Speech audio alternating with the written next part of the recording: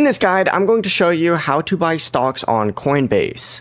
This is Aiden from JustBoz, and before we get into this guide, make sure to like the video and subscribe to the channel with all notifications on. It really does help with the channel and it lets us know that you want more content like this, so we greatly appreciate it. If at any point throughout this guide you did have any questions, just ask them down in the comment section below and we can help you out further. I'm going to be doing my best to reply to every single comment down there. Begin by opening up the Coinbase app, and you need to make sure that you are signed in. And before buying any stocks, you need to open up a Coinbase Capital Markets brokerage account. And then you just have to explore stocks, and this is usually how you go ahead and open up that brokerage account if you don't already have one. And sometimes a introducing stocks message will also appear. You could tap let's go and just fill out the required information and your account will be approved. But once you're approved, all you have to do is just go down here and you could find whatever stock it is that you want. For example, Nvidia, right?